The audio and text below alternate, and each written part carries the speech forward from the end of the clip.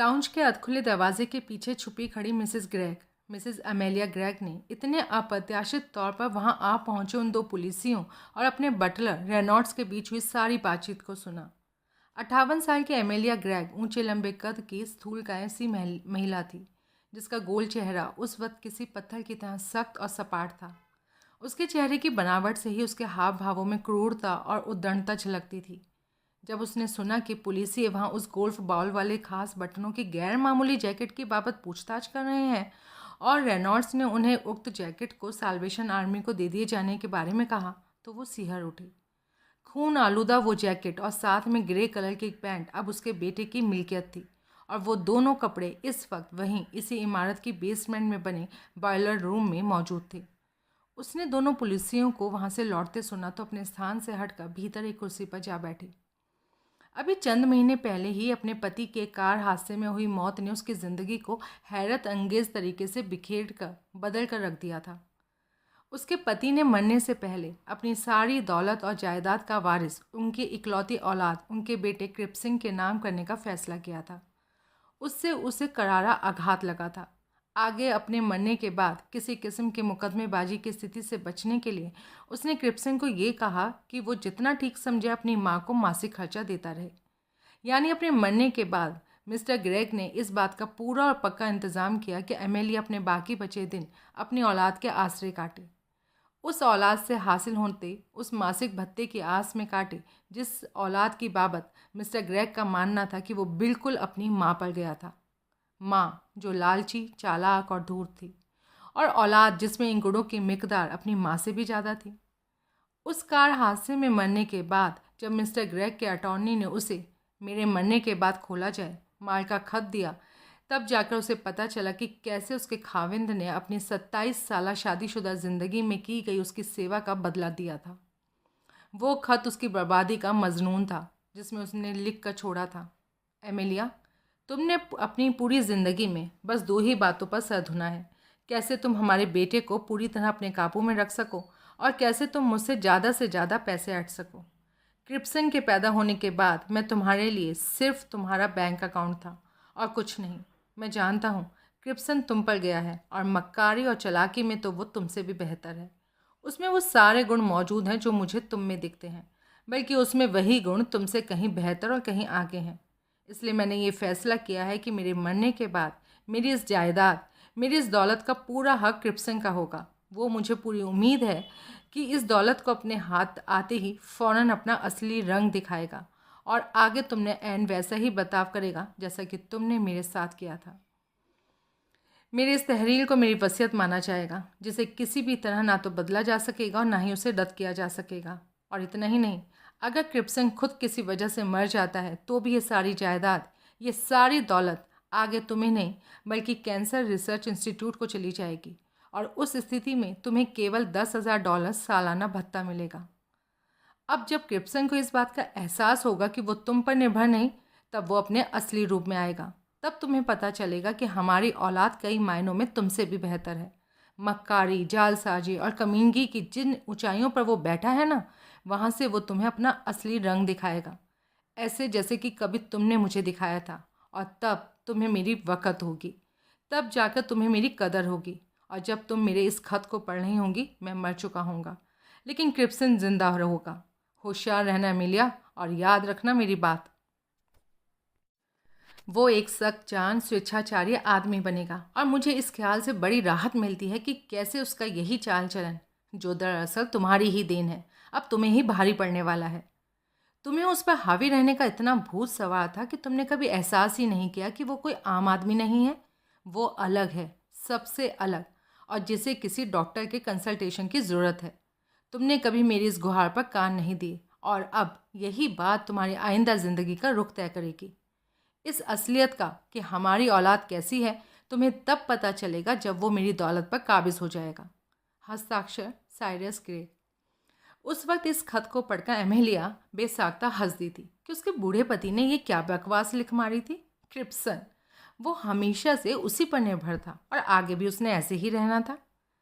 पिछले 20 साल से वो उसे अपने कंट्रोल में रखे हुई थी, इस हद तक कि उसने उसे किसी स्कूल या यूनिवर्सिटी में भेजने की सोची भी नहीं, कि कहीं उसका मासूम बेटा किसी अनैतिक नशंस और नशेबाजी लड़कों के साथ घुल मिल ना जाए।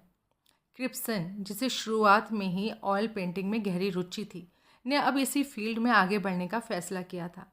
एमिलिया ने उसके इस शौक के खातिर उसे अपनी उस इमारत में सबसे ऊंची फ्लोर पर बाकायदा एक स्टूडियो बनवा कर दिया, इसलिए कि उसे अपने इस शौक की खातिर कहीं बाहर न जाना पड़े और यूं उसे एमेलिया को अपने इकलौते बेटे पर निगाह रखने में आसानी हो, उस पर उसका कंट्रोल बना रहे।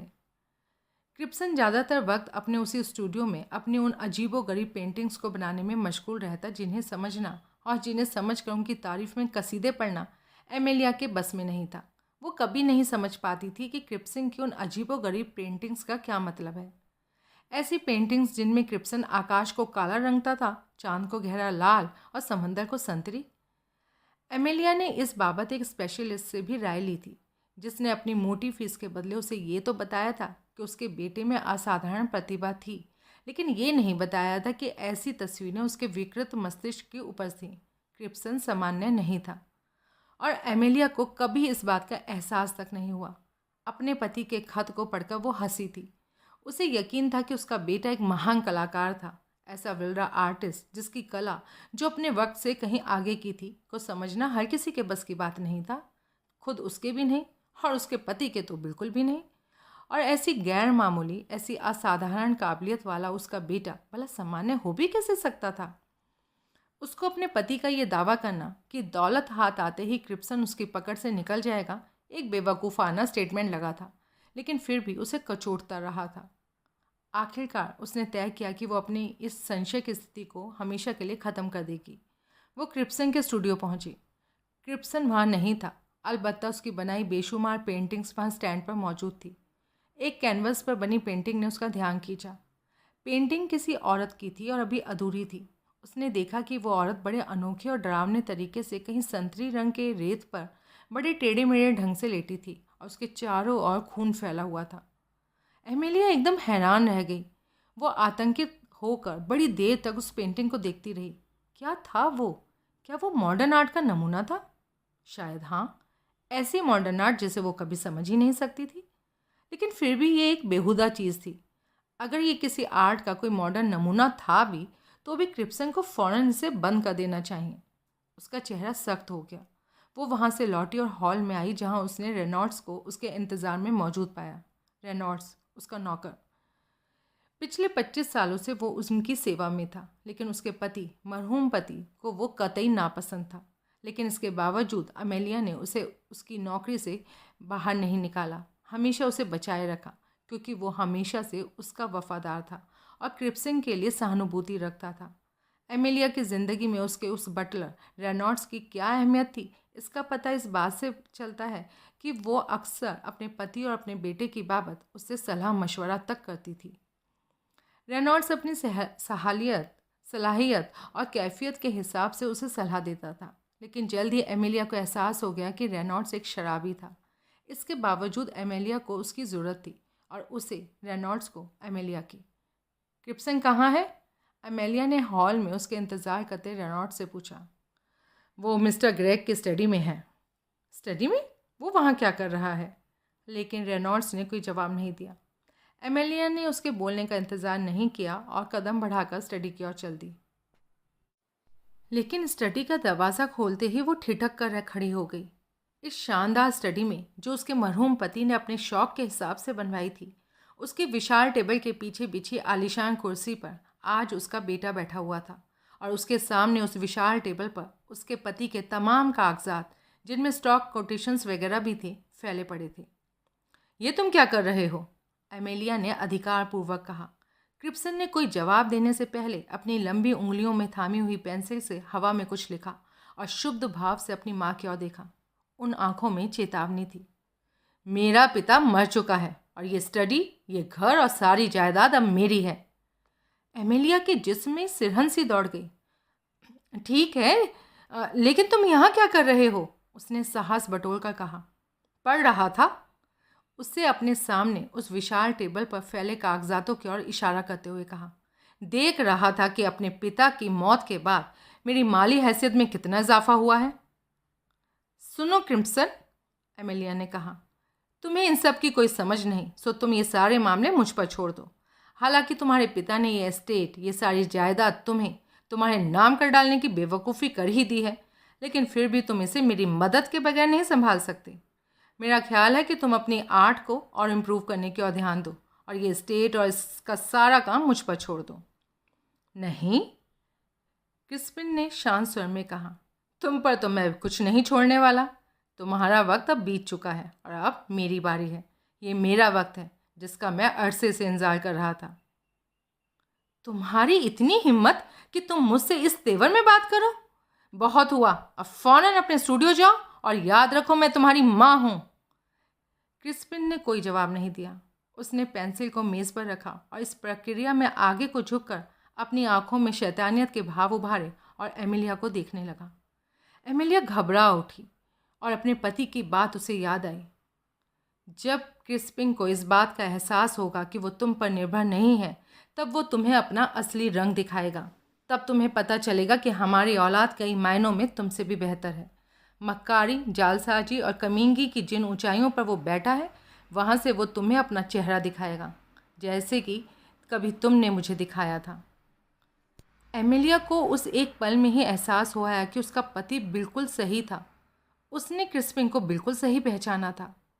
20 साल तक उस पर अपनी गहरी पकड़ बनाए रखने के बावजूद, 20 साल तक उसे अपने ऊपर निर्भर बनाए रखने के बावजूद, वो आज एक झटके में हार गई थी। उसी एक पल ने उसे एक दर्दनाक एहसास कराया कि उसके बेटे पर उसका अधिकार, उसका कंट्रोल खत्म हो चुका था। इसे पढ़ो, क्रिस्पिन ने एक कागज़ अमेलिया की ओर बढ़ाते हुए कहा, और जैसा ठीक समझो कर लेना। Now leave me. एमेलिया ने सदमे की हालत में अपने कांपते हाथों से वो कागज़ थामा और बाहर लाउंज में आ गई। दरवाजे में खड़ा रेनॉल्ड्स ने भी वो सारी बातचीत सुनी। एमेलिया आज उसे एकाएक कई साल बूढ़ी लगने लगी थी। वो वहाँ से हटा और अपने कमरे में पहुँचा, जहाँ उसने स्कॉच का एक तड़का पैक खींचा और दोबारा लाउंज में पहुँचा। अमेलिया ने उसे इशारा किया कि वो आगे उसके पास जा खड़ा हुआ। इसे पढ़ो, एमेलिया ने उसे कागज़ पकड़ाते हुए कहा। उस कागज़ जिस पर क्रिस्पिन की लिखी तहरीर थी के हिसाब से अब एमेलिया के पास 2 ऑप्शन थे। या तो वो अपने बेटे के साथ रहे और उसका घर चलाने की जिम्मेदारी के तहत $50,000 सालाना भत्ता हासिल करे, या फिर वो अपनी मर्जी से जहाँ चाहे वहाँ रहे और वो उसे $10,000 का सालाना खर्चा देगा। आगे के निर्देशानुसार क्रिस्पिन ने लिखा था कि ये मकान अब बेचा जाने वाला था। रेनॉल्ड्स के अलावा वहाँ मौजूद सभी 10 नौकरों को निकाले जाने वाला था और खुद रेनॉल्ड्स को भी अब एक कुक कम मेड की मदद से इससे कहीं छोटा घर चलाना था। इस कुक कम मेड का चुनाव भी क्रिस्पिन ने अपनी मर्जी से करना था। इन सभी शर्तों पर अगर रेनॉल्ड्स अपनी मर्जी देता तो बदले में उसकी सालाना तनख्वाह $1,000 बढ़ा दी जाने वाली थी। लेकिन अगर उसे घर के उस नए निज़ाम से इत्तेफाक ना होता तो उसे भी डिसमिस कर दिया जाने वाला था। वो पागल हो गया है। मुझे क्या करना चाहिए? मेरे ख्याल से इन शर्तों को मान लेने में ही भलाई है मैम, रेनॉल्ड्स ने कहा और ख़ुद एक क्षण में ही फैसला कर लिया कि वो वहीं रहेगा। वैसे मुझे भी इस नए हालातों में रहकर कोई ख़ास खुशी नहीं है, लेकिन आपको समझना चाहिए मिस्टर क्रिस्पिन वाकई में कोई सामान्य किस्म के व्यक्ति नहीं है। हमें इंतज़ार करना चाहिए और अपना वक्त आने की उम्मीद करनी चाहिए। कोई और चारा नहीं था। अपनी शादीशुदा ज़िंदगी की शुरुआत के अब तक अमेलिया पहली बार रोई थी। उसके पति ने उसे करारा सबक सिखाया था। अगले 6 महीनों में और भी बहुत कुछ बदला। इन 6 महीनों में क्रिस्पिन ने वो बड़ा मकान बेच दिया और अकेशिया ड्राइव पर बनी उस एक कदरन छोटी कोठी में शिफ्ट हो गया। साथ में एमेलिया और रेनॉल्ड्स भी शिफ्ट हो गए। मजबूरन हुए, लेकिन हुए। अगर क्रिस्पिन ने एक अधेड़ नीग्रो महिला क्रिस्की को कुक कम मेड की मुलाजमत में रख छोड़ा, जो वहाँ उस नए घर में रेनॉल्ड्स के कामों में हाथ बटाने लगी। इस नई और कदरन छोटी कोठी में एमेलिया का बेडरूम और साथ में लगा एक सिटिंग रूम नीचे ग्राउंड फ्लोर पर था। रेनॉल्ड्स का एक कमरा भी वहीं उसी ग्राउंड फ्लोर के पीछे के भाग में था। कुक कम मेड की जिम्मेदारी निभाती क्रिस्की का कमरा भी वहीं ग्राउंड फ्लोर पर ही किचन के पास मौजूद था। यानी एमेलिया को अपना स्पेस घर के 2 नौकरों के साथ शेयर करना था और वहीं ऊपर की सारी मंजिल क्रिस्पिन के अधिकार में थी। एक बेडरूम, एक लिविंग रूम और एक बड़ा, खूब बड़ा स्टूडियो।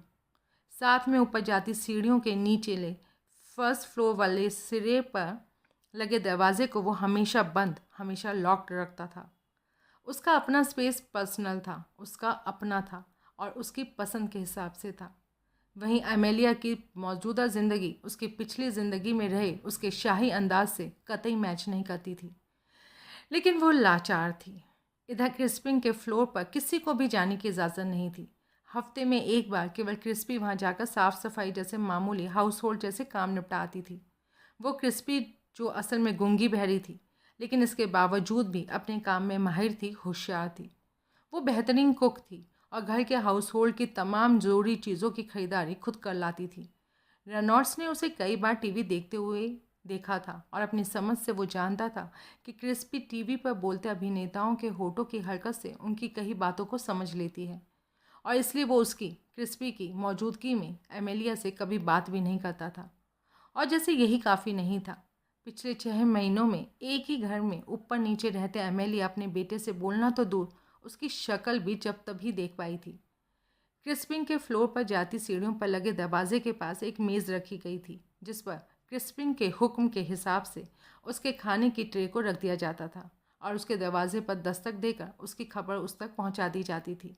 क्रिस्पिन, जिसकी खुराक बेहद कम थी, बाद में अपने हिसाब से वो ट्रे वहाँ से उठा ले जाता। अक्सर वो अपनी रोल्स रॉयस पर कहीं बाहर जाता तो एमेलिया को लगता कि वो शायद लेविसन, जिसने उसका पुराना बड़ा बंगला खरीदा था, के पास जा रहा है। उधर जब क्रिस्पिन खुद को अपने फ्लोर पर बने स्टूडियो में बंद किए रहता तो एमेलिया को लगता कि वो अपना काम पेंटिंग में मशगूल है। वो अब इस कड़वे सच को समझ गई थी कि उसका उसके बेटे पर रहा होल्ड अब ख़त्म हो चुका था। कभी उसने उस पर, उसके फैसलों पर अपना कंट्रोल रखा था, लेकिन वो दिन, वो दौर कब का फना हो चुका था। लेकिन अपनी इकलौती औलाद पर कभी रहे उसके इस होल्ड के बदले उसे अब सालाना $50,000 की रकम बतौर जेब खर्चा उसे अब भी हासिल थी, और ये एक बड़ी, खूब बड़ी रकम थी। उसके बहुत सारे दोस्त थे जिन्हें वो अब अपने घर में बुलाने के बजाय किसी और जगह, मसलन किसी होटल वगैरह में बुलाकर एंटरटेन करती, उन्हें खिलाती पिलाती और यूं अपना गम भुलाती।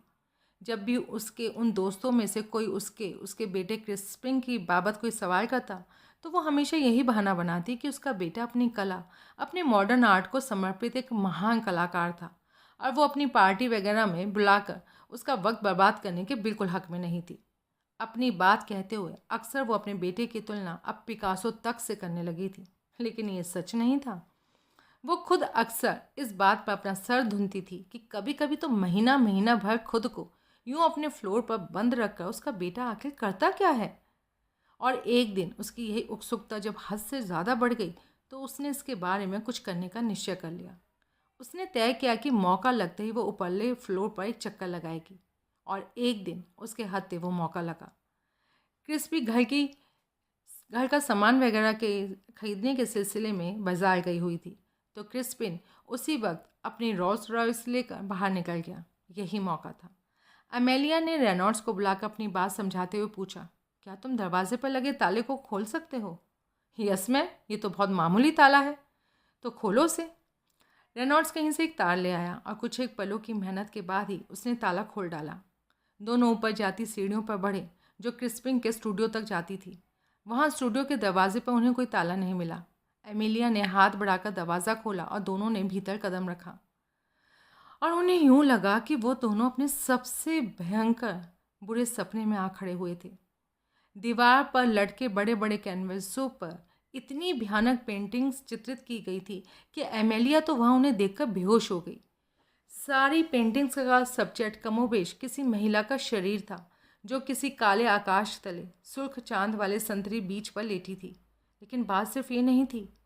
उन पेंटिंग्स में कई में महिला का सर उसके धड़ से अलग था, कई में उसका पेट फटा पड़ा था, जिसके बाहर पेट के बाहर उसकी आंतें बिखरी हुई थी, और किसी में उसके पूरे बदन के टुकड़े टुकड़े कर उन्हें इधर उधर छितरा हुआ पेंट किया गया था।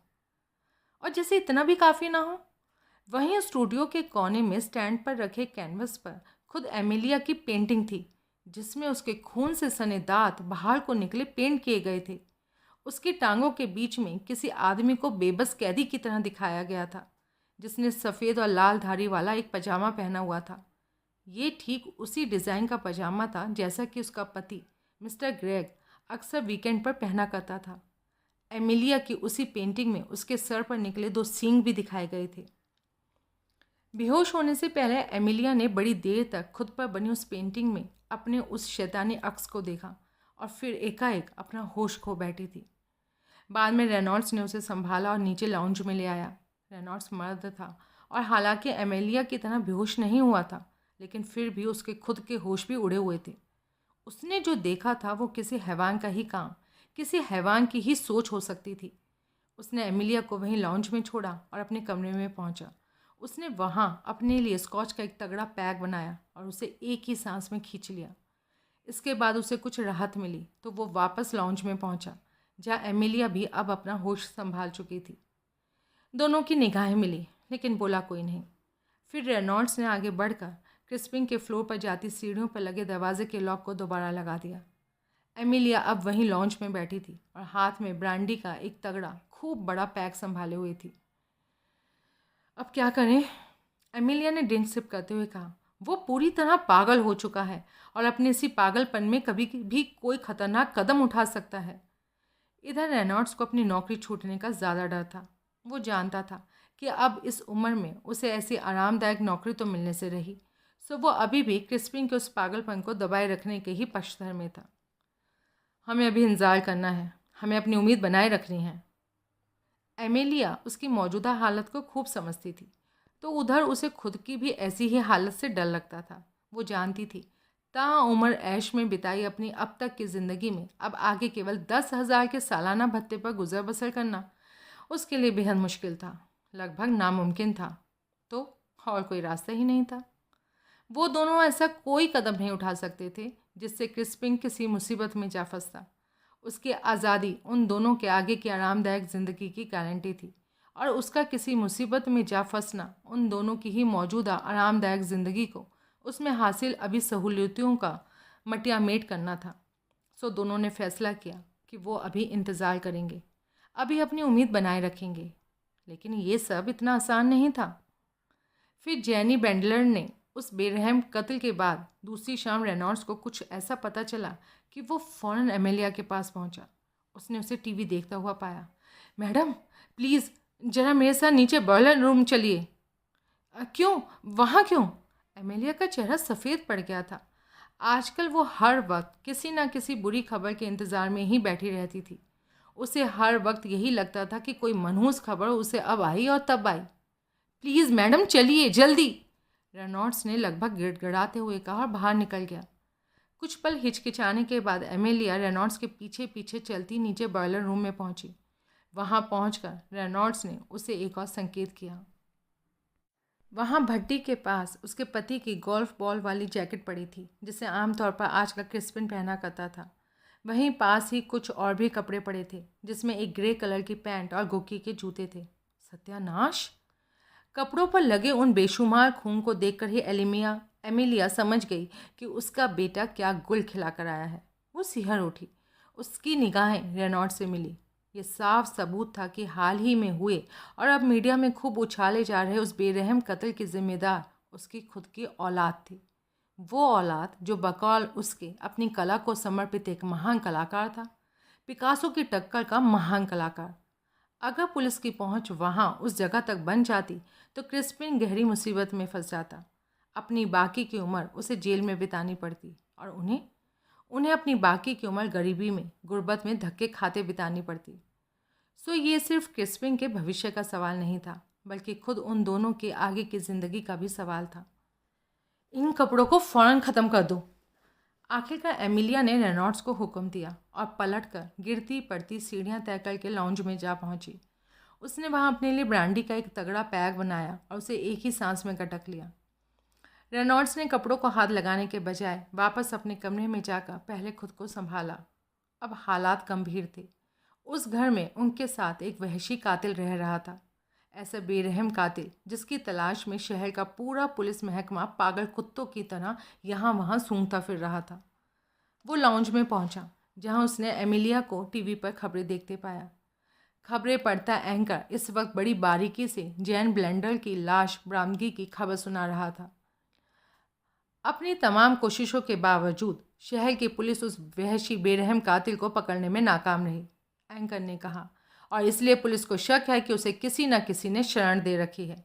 मैं यहाँ इन खबरों को देख रहे तमाम लोगों से अपील करता हूँ, और इसमें उस कातिल के माँ बाप, दोस्त वगैरह भी शामिल हैं, जिसे वे कोई भी कार आमद जानकारी होने पर फ़ौरन पुलिस को खबर करें।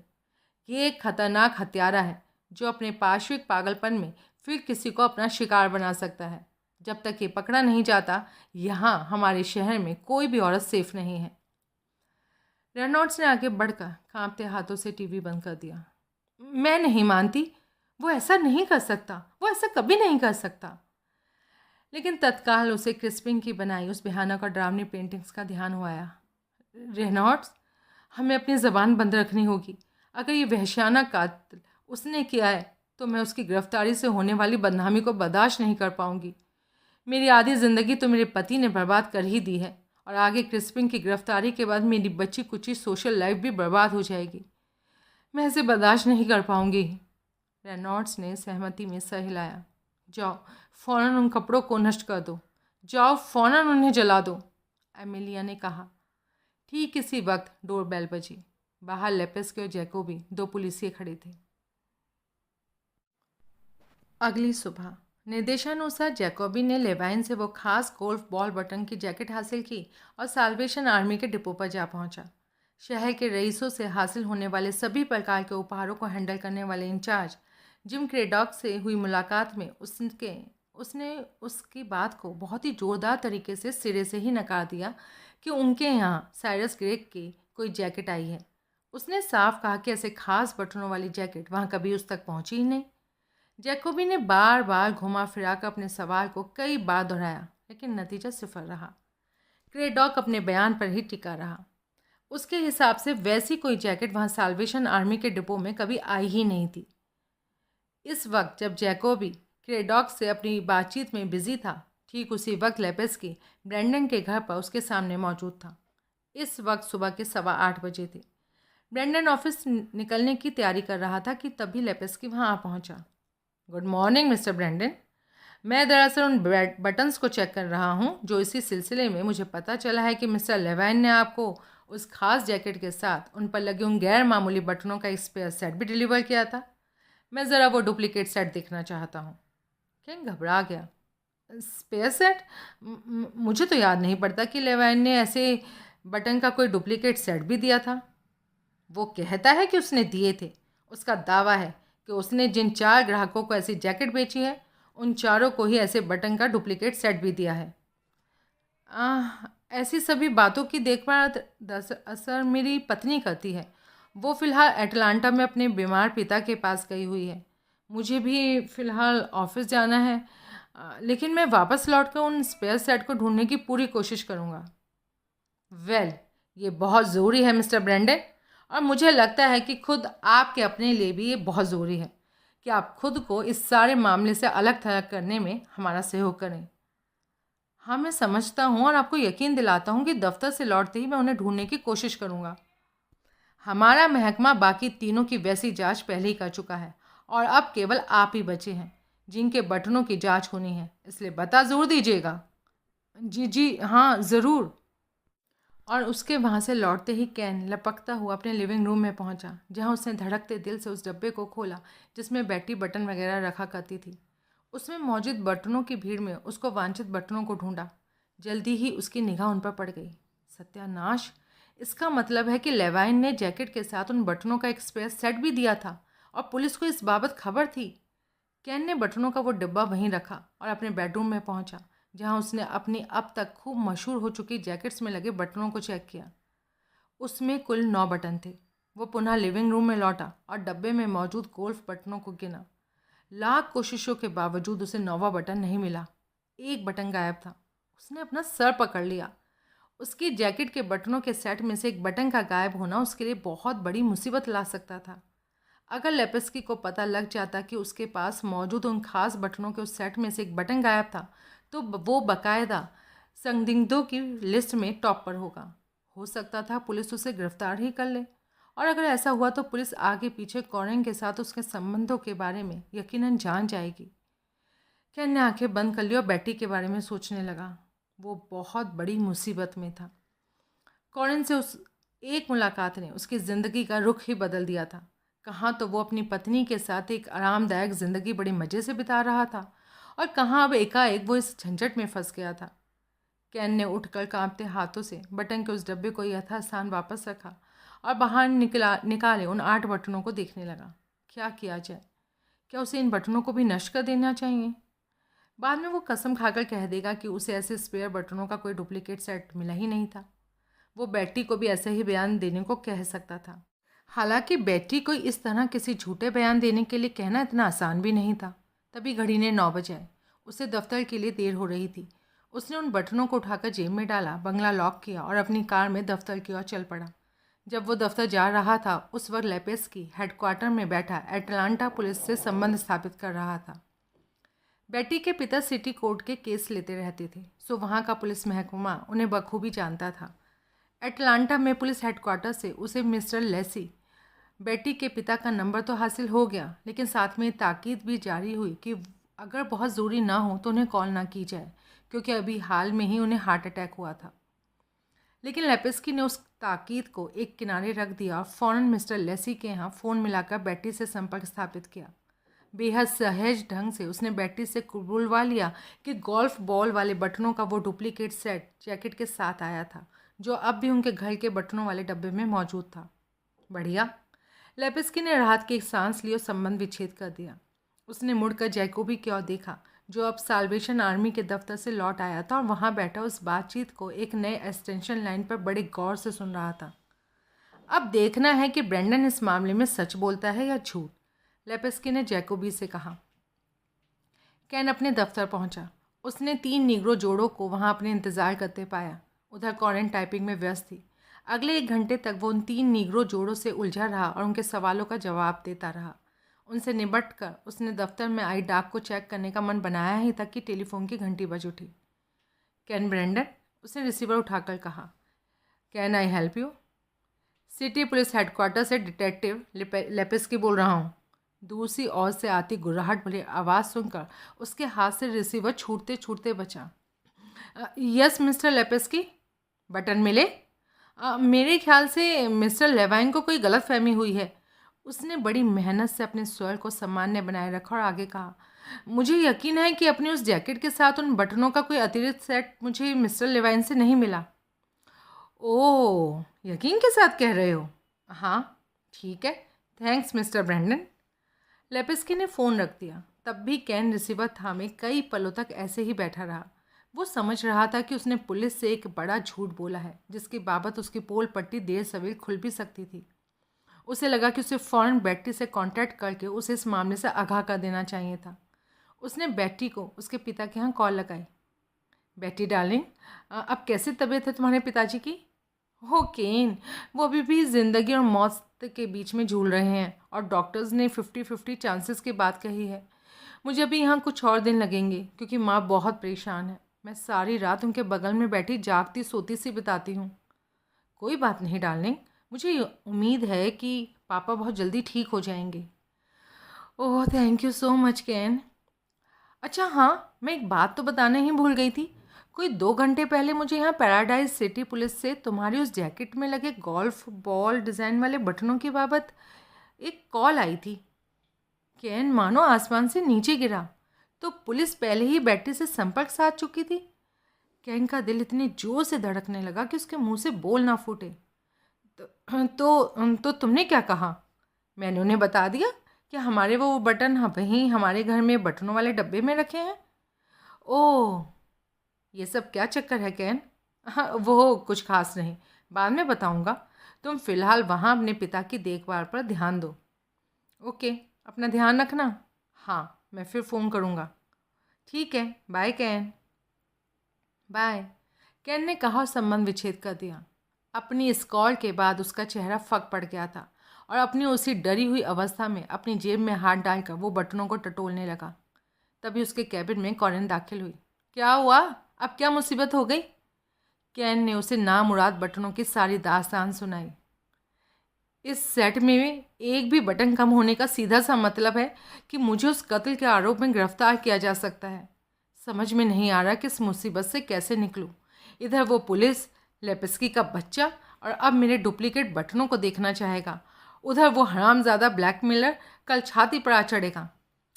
यूँ रोना मत रोया करो और हौसला रखो, कल की कल सोचना।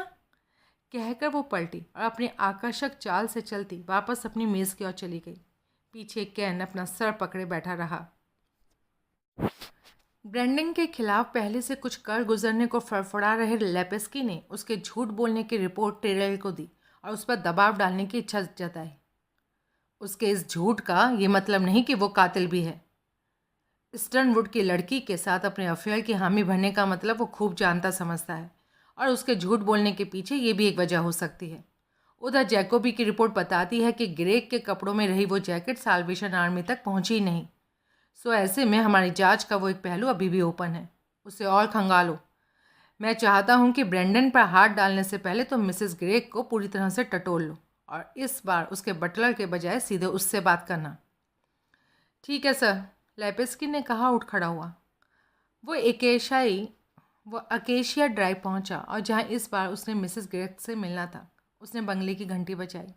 जवाब में रेनॉल्ड्स ने दरवाज़ा खोला, उसे घूरा। पुलिस, मुझे मिसेस ग्रेग से मिलना है। एमिलिया उस वक्त दरवाजे की आड़ में ही खड़ी और सब कुछ सुन रही थी। उसने हिम्मत जुटाई और आड़ से बाहर आकर रेनॉल्ड्स से संबोधित हुई। क्या बात है रेनॉल्ड्स? उसने थोड़ा सा अकड़ कर बोला। पुलिस महकमे से आए किसी आदमी ने आपसे मिलने की ख्वाहिश जताई है मैडम। उसने सर झुकाकर जवाब दिया। पुलिस? अंदर ले आओ। एमिलिया का चेहरा एकाएक पत्थर की तरह कठोर हो चुका। रेनॉल्ड्स ने लेपेस्की को भीतर आने का इशारा किया और खुद दरवाजे से एक और हट गया। आइए, कहिए क्या बात है? एमेलिया ने भीतर आते लेपेस्की से पूछा। मिसेस ग्रेग, हाल ही में हुए एक बेरहम कत्ल की वारदात के सिलसिले में हमें एक ऐसे शख्स की तलाश है जिसकी मिल्कियत में गैर मामूली गोल्फ बॉल बटनों वाली खास किस्म की जैकेट के होने की भारी संभावना है। कल यहाँ मौजूद आपके बटलर ने हमें बताया था कि ऐसी एक जैकेट जो कभी आपके और आप मरहूम हो चुके आपके पति के पास थी, उनकी मौत के बाद उनके बाकी कपड़ों के साथ उसे भी साल्वेशन आर्मी को डोनेट कर दिया गया था। कल जब हमने इस दिशा में अपनी जांच को आगे बढ़ाया तो हमें पता चला कि आपके पति की वो खास जैकेट उन कपड़ों में शामिल नहीं थी जो वहाँ भेजे गए थे। जैकेट मेरे पति के बाकी कपड़ों के साथ ही थी, क्यों रेनॉल्ड्स? एमिलिया ने सख्त स्वर में कहा। जी मैडम, मैंने तो इन्हें पहले ही कहा था। जो पिछली रात बॉयलर रूम में वहाँ खून आलूदा कपड़ों को जलाता रहा था, उसने कहा। लेकिन साल्वेशन आर्मी के डिपो इंचार्ज ने बड़े ठोस कदमों में आपके बटलर के इस दावे को नकार दिया है। अच्छा, क्रेडॉक वही है ना वहाँ का इंचार्ज? एमेलिया ने बनावटी गुस्सा दिखाते हुए कहा। मैं उस कमीने को अच्छी तरह जानती हूँ। मुझे लगता है कि उसने मेरे पति की वो जैकेट खुद अपने लिए या अपने परिवार के किसी और सदस्य के निजी इस्तेमाल के लिए वहाँ से चुरा ली होगी। लेकिन मिसेस ग्रेग, हमें जो पता था हम आपको बता चुके हैं mister detective, and now please leave. यहाँ का मेरा फेरा कोई टहलने के मकसद से की जाने वाली मॉर्निंग वॉक नहीं है मिसेस ग्रेग। ये इस शहर में हुए एक बेहद गंभीर और सनसनीखेज कत्ल की तहकीकात है। आपका बयान मिस्टर क्रेडॉक पर उनकी ईमानदारी पर एक प्रश्न चिन्ह है, और ऐसे में आप यूँ उससे बचकर नहीं निकल पाएंगी।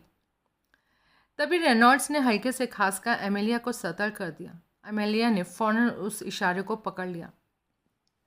मैं सिर्फ ये कह रही हूँ कि मेरे पति की वो जैकेट हमने उनके बाकी कपड़ों के साथ ही साल्वेशन आर्मी को भिजवा दी थी। अब उसके बाद उस जैकेट का क्या हुआ इसका पता ना तो हमें है और ना हमारे पास ऐसा कोई साधन है, और वजह यह है कि उसे आगे आप खुद ही ट्रेस करें। मिसेस ग्रेग, आप हमारी कोई खास मदद नहीं कर रही हैं। मुझे आपकी राय से इत्तेफाक नहीं, और अब अगर मुझे इस मामले में आपने आगे परेशान किया तो मुझे मजबूरन आपकी शिकायत आपके दोस्त जो इस शहर के मेयर हैं उनसे करनी होगी। ओके मिसेस ग्रेग, आपके सहयोग का बहुत बहुत शुक्रिया। लेपेस्की पलटा, बाहर निकला और अपनी कार के पास पहुंचा। उसने टेरेल को रिपोर्ट दी। फिलहाल इस बुढ़िया को छोड़ो और उस क्रेडॉक को एक बार और चेक करो, टेरेल ने उसे कहा।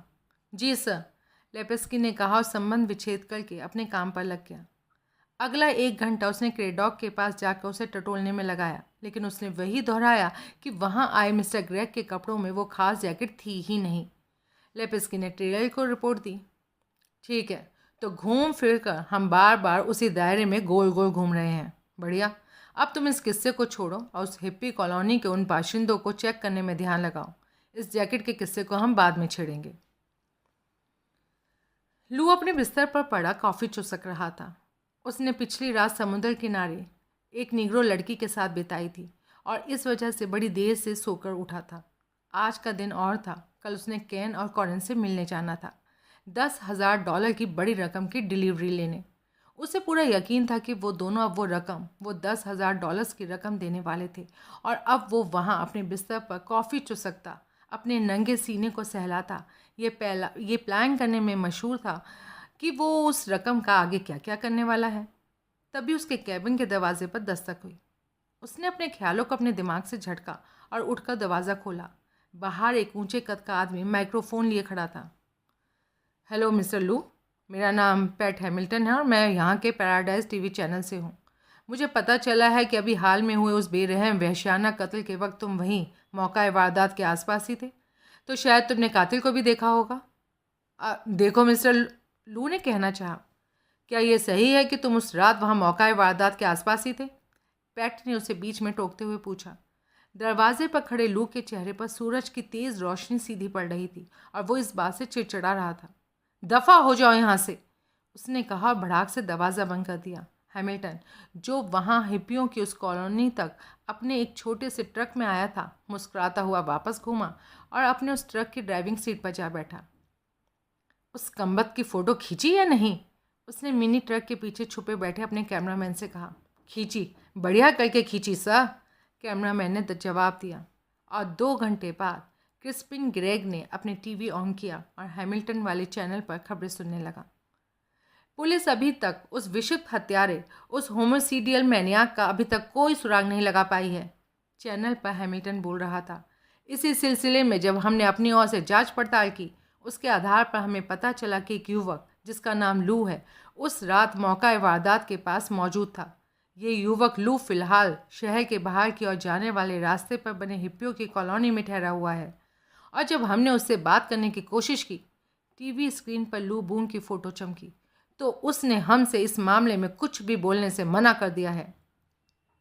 हैमिल्टन ने अपनी बात पर और जोर डालते हुए कहा, और मेरा मानना है कि वो नौजवान यकीनन इस केस की एक बेहद खास घुंडी है जो उससे कहीं ज़्यादा जानता है जितना कि वो फ़िलहाल यहाँ की पुलिस को बता रहा है। क्रिस्पिन ने टीवी स्क्रीन पर दिखाई जा रही लू बूम की तस्वीर को गौर से देखा।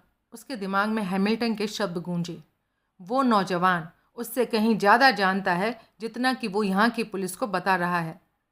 क्रिस्पिन की आंखें संकुचित हो गई। तत्काल उसके होठों पर एक खूनी मुस्कुराहट तैरने लगी।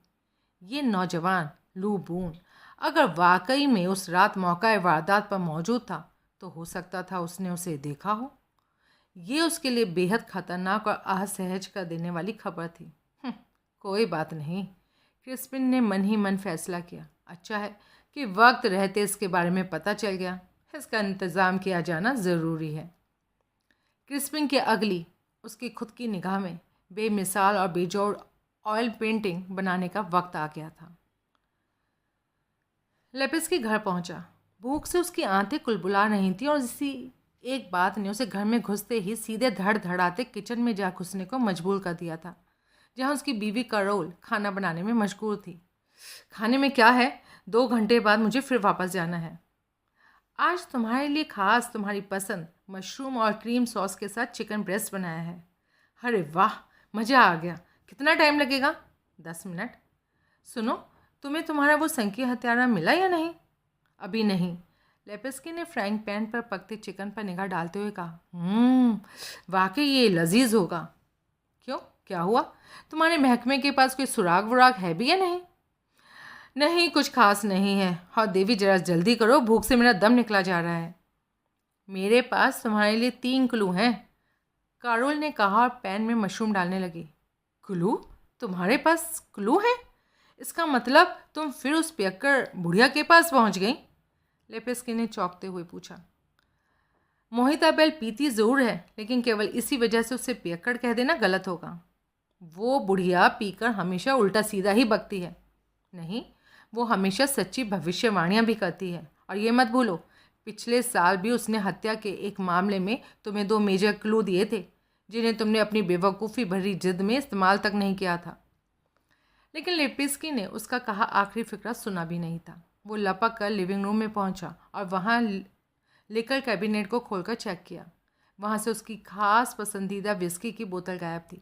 लेपिस्की ने अपनी टाई नोचकर फर्श पर फेंक दी। तभी कारोल उसके पीछे पीछे वहाँ पहुँच गई। अब ये क्या बेहूदगी है? मेरी पसंदीदा विस्की की बोतल कहाँ गई? ओह, शराब की बोतल का रोना छोड़ो और मेरी बात सुनो। मोहिता बेल ने तुम्हारे वो केस सुलझा दिया है और तुम भी तो यही चाहते थे ना? लेपिस्की सर थामे वहीं बिछी कुर्सी पर बैठ गया। बढ़िया, वो शराबखोर बुढ़िया ने एक बोतल विस्की गटकने के बाद वहीं अपने घर बैठे बैठे ये केस भी सुलझा दिया। वाह, बढ़िया, बहुत बढ़िया। तुम उसे बार बार शराबी साबित करने की कोशिश मत करो। उसने खास मेरी रिक्वेस्ट पर तुम्हारे लिए इस केस में आगे बढ़ने के लिए 3 क्लूज दिए हैं। लेपिस्की ने जवाब देने के बजाय अपने बालों में हाथ फेरा। तुम गौर से सुनो। मोहिता बेल के अनुसार तुम्हारे 3 बातों पर खास ध्यान देना चाहिए। पहला, लाल सुर्ख चांद।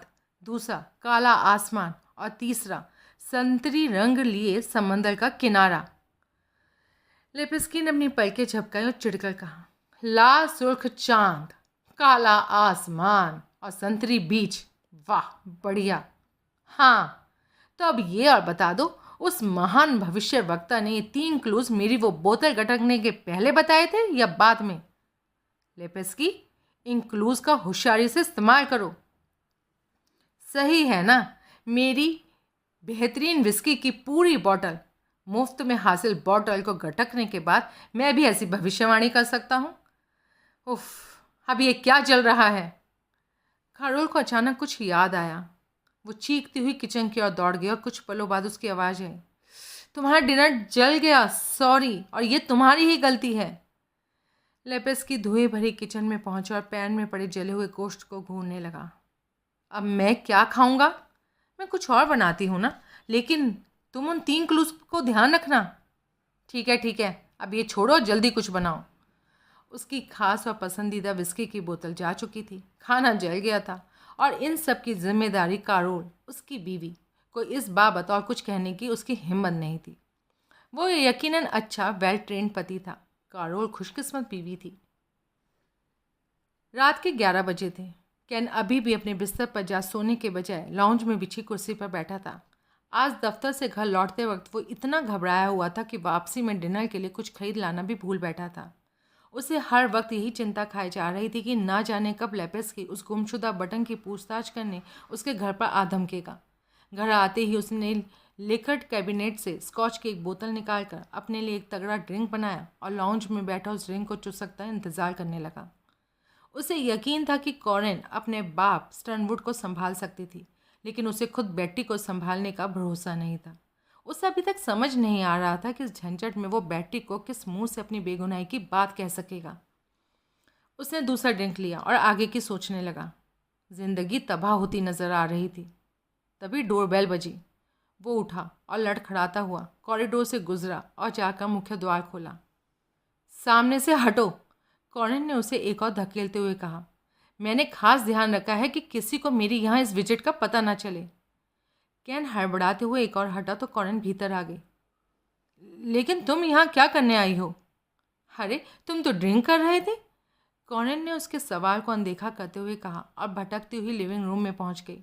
अपने भड़कीले टाइट फिट फ्रॉक में उसका रात के इस पहर यहाँ आना उसके इरादों का खुद में सबूत था। क्या बात है, तुम यहाँ क्या करने आ गई हो? ये देखो। जवाब देने के बजाय उसने अपनी मुट्ठी कैन के सामने खोली। अब उसकी हथेली पर एक गोल्फ बटन था, वो बटन जिसे देखते ही कैन के व्यवहार में हैरत अंगेज परिवर्तन आया। ये तुम्हें कहाँ मिला? मैं लेवाइन की दुकान में गई और वहाँ उसके पास मौजूद वैसी ही एक दूसरी जैकेट में से बगैर किसी की नज़रों में आए इसे काट ले आई। मैंने कहा था ना, इसे मेरे ऊपर छोड़ दो। कैन ने शांति की सांस ली। अब जाकर उसकी जान में जान आई। उसने बटन लेने के लिए हाथ आगे बढ़ाया, लेकिन कॉरेन ने फ़ौरन ही अपनी मुट्ठी भींच ली। तुम्हारा बेडरूम कहाँ है? आओ, इस शानदार मौके को तरीके से सेलिब्रेट करते हैं। उसने कहा, और सेलिब्रेशन? तरीके के सेलिब्रेशन के लिए फ़ौरन अपने पैदाइशी कपड़ों में आ गई। ये तुम्हारा बटन और ये मेरे तुम। क्या नवाक रह गया? एक पल के लिए उसके दिमाग में आया ये घर अकेले उसी का नहीं बल्कि बेटी, उसकी बीवी का भी था। उस घर का बेडरूम में बिछा बेड, सब पर उसका हक था। लेकिन स्कॉच के 2 तगड़े ड्रिंक का असर और खुद कॉरिन का उस वक्त उस पोजीशन में ऐसा आमंत्रण उसके लिए इन सब बातों को भुला देने के लिए काफ़ी था, काफ़ी से ज़्यादा था। उसने कॉरिन का हाथ थाम लिया और बेडरूम की ओर बढ़ गया। कॉरिन हंसी और उससे लिपट गई। कॉरिन स्टर्नवुड, क्या लड़की थी, क्या कमाल की लड़की थी। डोरबेल की तेज चीख सुनकर कैन जागा तो जागकर उठ बैठा। उसे सर में हथौड़े से बजते महसूस हुए तो उसने दोनों हाथों से अपना सर थाम लिया। डोरबेल दोबारा चीखी। कैन ने अपने ऊपर से चादर हटाई और पूर्ववत सर थामे पलंग से नीचे उतर आया। डोरबेल लगातार मुतवातर चीखे जा रही थी। अब इस वक्त कौन आ मरा, पता नहीं कितने बजे हैं। कैन ने अपना ड्रेसिंग गाउन पहनते हुए सोचा। उसने बड़ी मुश्किल से जबरन अपनी आंखें खोली और पलंग के सिरहाने रखी घड़ी पर नज़र डाली। 8:15 बजे थे। हे भगवान, ये तो सुबह हो गई, उसने सोचा और गौर किया। सुबह की हल्की धूप भीतर कमरे तक आ पहुंची थी। डोरबेल, जो एक पल के लिए शांत हुई थी, फिर चीखी। उफ, क्या मुसीबत है, पलंग पर पड़ी कॉरिन ने पूछा। कैन ने तत्काल उसकी दिशा में देखा। पलंग पर लेटी कॉरिन अपनी आंखें मिचमिचा रही थी। कैन घबरा गया। बाहर कोई था जो लगातार बिना रुके डोरबेल बजा रहा था और भीतर कॉरिन पिछली सारी रात बिताकर अभी भी वहाँ उसके साथ उसके बिस्तर पर मौजूद थी। पिछली रात का हर एक दृश्य उसकी आंखों के आगे आ गया। बाहर दरवाजे पर कोई है, तुम फौरन कहीं छुप जाओ। हो डरपोक कैनी, कॉरिन ने पलंग से नीचे उतरते हुए फप्ती कसी। कैन ने उसके इस तंज को अनदेखा किया और बाहर जाकर दरवाज़ा खोला। बाहर जैकोबी के साथ लेपेस्की मौजूद था। कैन ने उन्हें घूरा। एकाएक उसके सर में बज रहे हथौड़ों की गति तेज हो गई। क्या हुआ, उसने नाराज़ होते हुए पूछा। माफ़ करना मिस्टर ब्रेंडन, लेपेस्की ने उसकी हालत का अंदाज़ा लगाते हुए कहा। हम दरअसल उन गोल्फ बटन के बारे में कुछ और पूछताछ करना चाहते हैं। ओह, वैसे मैं खुद तुम्हें फ़ोन करने वाला था। अच्छा, क्या हुआ? मैंने पिछली शाम घर आकर जब फुर्सत से चेक किया तो बटन मिल गए थे। बटन मिल गए? क्या हम उन्हें देख सकते हैं? हाँ। कैन ने पल भर के लिए भीतर मौजूद कॉरिन के बारे में सोचा और फिर दरवाजे के सामने से हट गया। दोनों पुलिसिए भीतर आ गए तो कैन ने पीछे दरवाज़ा बंद किया। उन्हें लिविंग रूम में ले जाकर वहीं मौजूद सोफे पर बैठने का इशारा कर भीतर बेडरूम में चला गया। लेपेस्की ने फुर्ती से उठकर भीतर बेडरूम में निगाह डाली। बेडरूम खाली था, लेकिन बेड की हालत बता रही थी कि पिछली रात उस पर बाकायदा 2 आदमजातों के बीच बड़ी गंभीर और खूब लंबी चली कुश्ती खेली गई है। कैन ने बाहर लौट आने से पहले ही लेपेस्की दोबारा अपनी जगह पर आ बैठा। कैन बेडरूम से लौटा तो उसके हाथ में बटन मौजूद थे। ये लो, और भगवान के लिए मेरा पीछा छोड़ दो। लेपेस्की ने बटनों को लेकर गिना। बटन पूरे थे। मिस्टर ब्रेंडन, एक छोटी सी तकलीफ़ आपको और देनी पड़ेगी। कहो, वो भी कह ही दो। दरअसल आप जानते हैं कि ये यहाँ हमारे शहर में हुए एक हौलनाक कत्ल का बेहद गंभीर मामला है और ऐसे में हमारा पूरा पुलिस महकमा अपनी पूरी जिम्मेदारी के साथ इस कत्ल की गुत्थी को सुलझाने में लगा है। अपनी ओर से हम हर वो मुमकिन कोशिश कर रहे हैं जिससे उस वहशी कातिल को पकड़ा जा सके। मैं जानता हूँ, लेकिन इस बात को दोहराने की वजह, मिस्टर ब्रेंडन, कत्ल के केस में अक्सर तहकीकात करते करते कभी कभी कई अजीब और नामालूम बातें सामने आ जाती हैं। ये बटन जो अपने आप में बेहद अनोखे और गैर मामूली समझे जा रहे हैं ना, इस कत्ल के केस को सुलझाने में बड़े मददगार साबित हो सकते हैं। सो मैं इन डुप्लीकेट बटनों को और आपकी जैकेट को अपने साथ ले जाना चाहता हूँ। लेकिन आप चिंता नहीं करें, मैं इन्हें जल्द वापस कर दूंगा, लेपेस्की ने बेहद सधे हुए स्वर में कहा। कैन उन घाक पुलिसियों को खूब पहचानता था। उसका यूँ जैकेट और बटन मांगना उसके लिए फिर कोई बड़ी मुसीबत खड़ी कर सकता था। ओह मिस्टर ब्रेंडन, मैं एक जिम्मेदार पुलिस वाले की हैसियत से आपसे ये इल्तिजा करता हूँ, आप हमारा सहयोग करें। कोई और चारा नहीं था। वो पुलिस या मानने वाला नहीं था। ठीक है, कैन ने ताव खाते हुए कहा और भीतर से जैकेट लाकर उन्हें सौंपते हुए बोला, ले जाओ। वैसे भी मैं खुद अब इस मनहूस जैकेट को दोबारा देखना नहीं चाहता। अपना काम ख़त्म करके इसे वापस मुझे लौटाने के बजाय कहीं भी फेंक देना। ओह नो, मैं इसे बहुत जल्द लौटा दूंगा। जैकोबी ने अपने साथी को फॉलो किया। दोनों बाहर निकल आए तो कैन ने पीछे से भड़ाक से दरवाज़ा बंद करके लॉक कर दिया। कैन उन पुलिसियों से बेहद नाराज़ था, लेकिन जानता था कि उसकी नाराज़गी के प्रदर्शन से अगर उन पुलिसियों को नाराज़ हो गए तो उसकी खैर नहीं थी। वैसे ही वो दोनों उसके पीछे पड़े हुए थे। बड़बड़ाता कैन वापस बेडरूम में पहुंचा तो पाया कि कॉरेन, जो उन पुलिसियों के उस अचानक पड़े फेरे में वहीं बेडरूम से अटैच्ड बाथरूम में जा छुपी थी, अब बाहर निकल आई थी और खुशकिस्मती से अपने पूरे कपड़े पहने हुए थी। इस वक्त वो वहाँ बेडरूम में लगे एक शीशे के आगे खड़ी हुई बेटी के कंघी से अपने बाल संवार रही थी। कॉरेन के हाथ में अपनी बीवी की कंघी देखकर कैन और चिढ़ गया, लेकिन बोला कुछ नहीं। गए तुम्हारे दोस्त? हो गई उन मर्दूदों को तसल्ली? हाँ, वो चले गए। वो कल रात मैं नशे में था, शायद इसलिए अपनी सुध-बुध खो बैठा। ठीक है, ठीक है। अब अपनी अंतरात्मा की ऐसी भोली आवाज़ को ब्रेक दो और मुझ पर रहम करो। वैसे भी तुमने रात भर मुझे सोने नहीं दिया।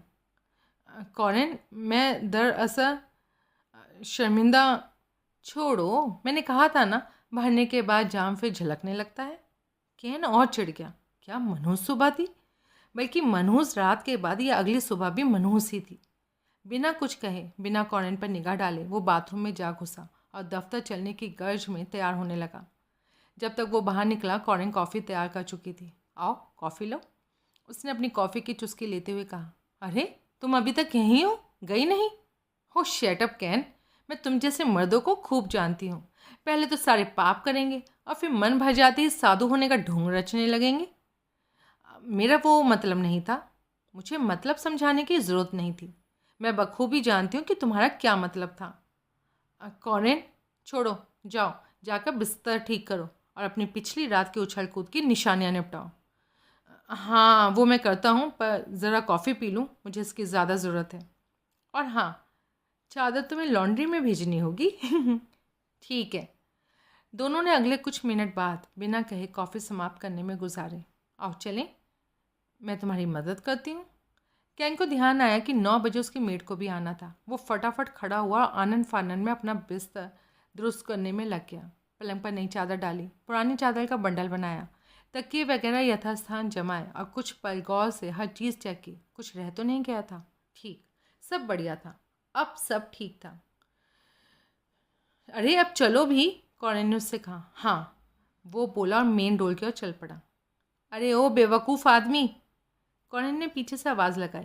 पहले खिड़की से देख तो लो कि बाहर कोई है या नहीं। कैन हड़बड़ाया।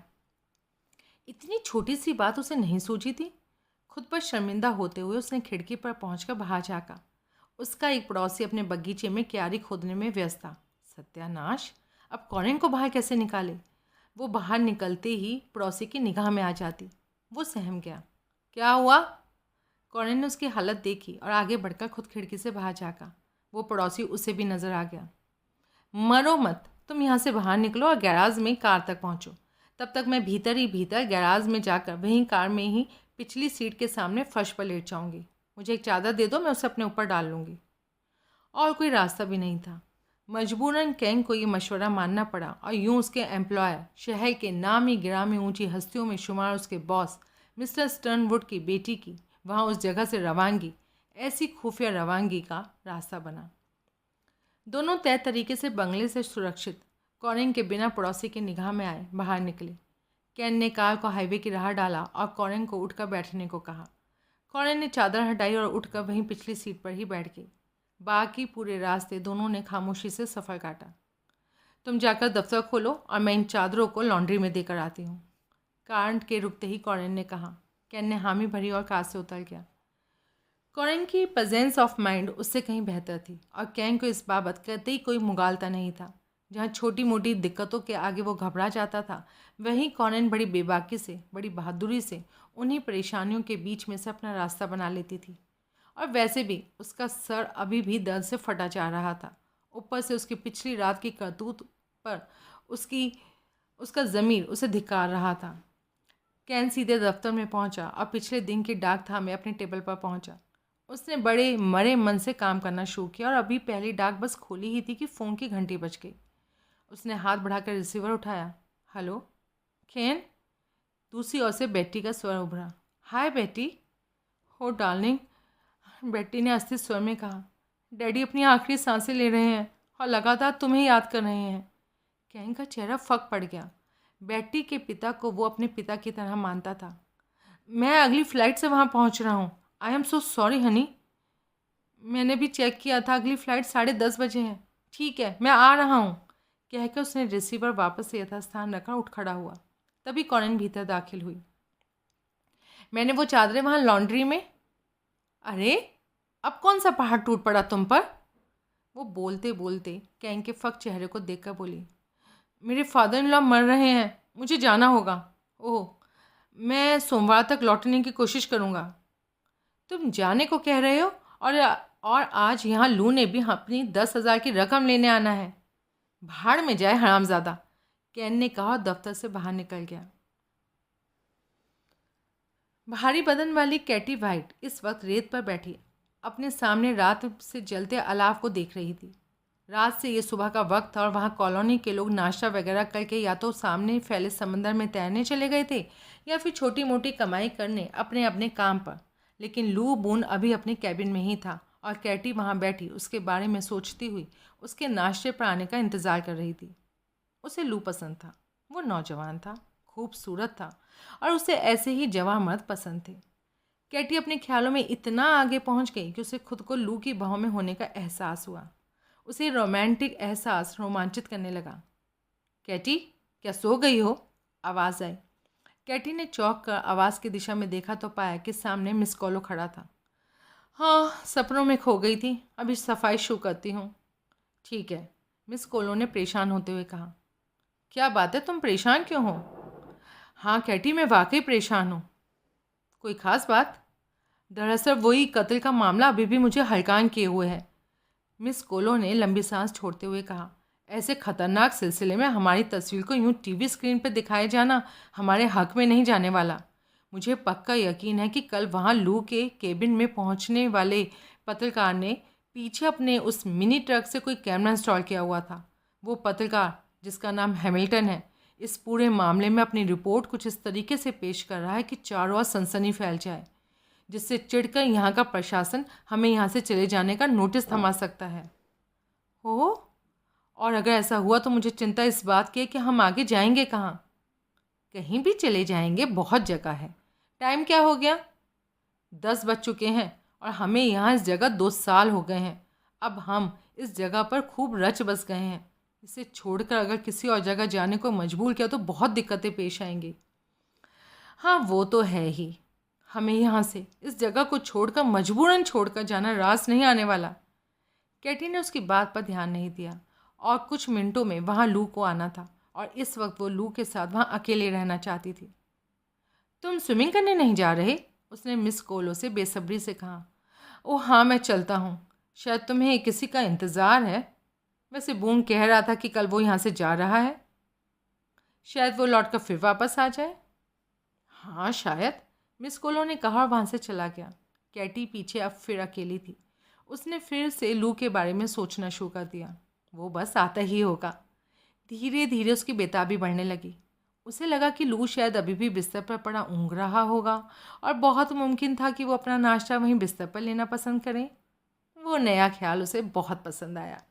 लू अपने केबिन में अकेला होगा और ऐसे में उसका वहाँ नाश्ता लेकर जाना। ओह, वो रोमांचित हो उठी। उसने फ़ौरन उस आइडिया पर अमल किया और एक आदमी के नाश्ते का इंतज़ाम करके लू के केबिन के बाहर आ पहुंची। उसने दोबारा दरवाजे पर दस्तक दी, लेकिन कोई प्रतिक्रिया नहीं हुई। शायद अभी भी नींद में ही हो, उसने सोचा और इस बार कदरन ज़्यादा ज़ोर से दरवाज़ा खटखटाया। लू, मैं तुम्हारा नाश्ता लाई हूँ।